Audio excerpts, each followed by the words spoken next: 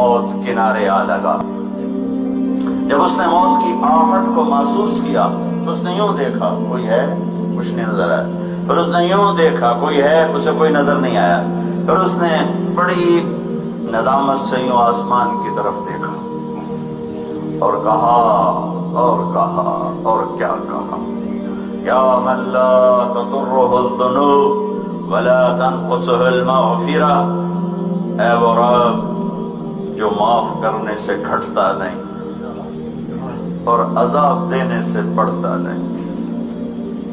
میں نے ساری زندگی تیری نافرمانی کی، مجھے سب نے چھوڑ دیا ہے، میری بے بسی پہ رحم فرما۔ میری آمد ہے، تو نہ مجھے چھوڑ، کہ تیرے نیک بندوں سے میں نے یہ سنا ہوا ہے، تو بڑا مہربان ہے، مجھے نہ چھوڑ۔ یہ کہتے کہتے وہ مر گیا۔ اللہ نے موسیٰ علیہ السلام سے فرمایا، موسیٰ میرا ایک یار جنگل میں مر گیا ہے، ایک یار، میرا ایک دوست جنگل میں مر گیا ہے، اس کے جا کے جنازے کا انتظام کرو اور لوگوں میں اعلان کر دو جو اس کے جنازے میں شریک ہوگا آج وہ بھی بخشا جائے گا۔ لوگ بھاگے، آگے دیکھا تو وہ بدماش، لوگ کھیلنے کے، موسیٰ کیا کہہ رہے ہو؟ یہ اللہ کا ولی ہے، یہ وہی ہے جسے ہم نے دھکے دے کے نکالا، یہ وہ ہے،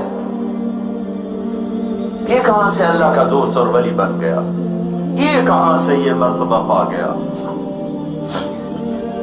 تو اللہ تعالیٰ سے موسیٰ علیہ السلام نے عرض کی، یا اللہ تیرے بندے یہ کہہ رہے تو یہ کہہ رہا ہے۔ تو اللہ تعالیٰ نے فرمایا وہ ٹھیک کہہ رہے ہیں، میں بھی ٹھیک کہہ رہا ہوں، یہ ایسا ہی تھا جیسے یہ کہہ رہے ہیں، لیکن جب اس پر موت آئی، اس نے دائیں دیکھا اسے کوئی نظر نہ آیا، اس نے بائیں دیکھا اسے کوئی نظر نہ آیا، پھر اس نے بے بسی سے مجھے دیکھا، میری طرف متوجہ ہوا۔ موسیٰ دیکھو، موت کے وقت کی توبہ قبول نہیں ہوتی، موت کے وقت کی توبہ قبول نہیں ہوتی، پر اللہ جو چاہے کر دے۔ کہنے لگا موسیٰ جب اس نے بے بسی سے مجھے دیکھا تو میری غیرت نے گوارا نہ کیا، جسے سب چھوڑ دیں میں بھی چھوڑ دوں۔ میری عزت کی قسم موسیٰ، اگر اس وقت یہ پوری دنیا کی مجھ سے بخشش مانگتا تو اس کے آنسوؤں کے طفیل میں پوری دنیا کو معاف کر دیتا۔ قارون جیسا مجرم زمین میں دھنس رہا تھا اور موسیٰ علیہ السلام کی منتیں کر رہا تھا، معاف کر دے، معاف کر دے، اور موسیٰ علیہ السلام کہہ رہے تھے اور پکڑو اور پکڑو، کہتا معاف کر دے، کہتے اور پکڑو۔ جب وہ سارا زمین میں دھنس گیا تو موسیٰ علیہ السلام سے اللہ تعالیٰ نے فرمایا، موسیٰ بڑا مضبوط تھا تیرا دل، اتنی منتیں سن کر بھی تو نہ مانا، میری عزت کی قسم ایک دفعہ میری منت کرتا میں باہر نکال دیتا۔ حضرت عمر کے زمانے میں کویت گایا کرتا تھا، روٹی بناتا تھا، آواز بڑھاپا آ گیا، آواز ختم ہو گئی، لوگوں نے سننا چھوڑ دیا، روٹی بند ہو گئی،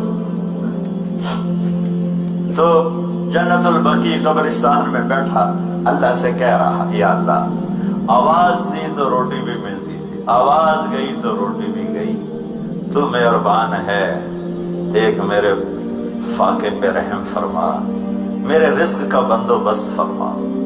حضرت عمر رضی اللہ تعالیٰ عنہ مسجد میں سوئے ہوئے تھے تو ان کو خواب میں آواز آئی، میرا ایک بندہ بقیع میں مجھے پکار رہا ہے، اس کی مدد کو پہنچو اے عمر۔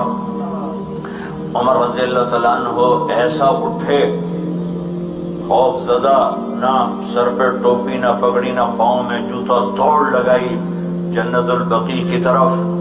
تو وہ بڑے میاں ایک جھاڑی کے پیچھے بیٹھا اللہ سے باتیں کر رہا تھا۔ جب وہ تیزی سے اندر داخل ہوئے تو قدموں کی آہٹ، اس نے پیچھے مڑ کر دیکھا تو عمر، اس نے کہا آ گیا عمر گھوڑا لے کر پٹائی کرنے۔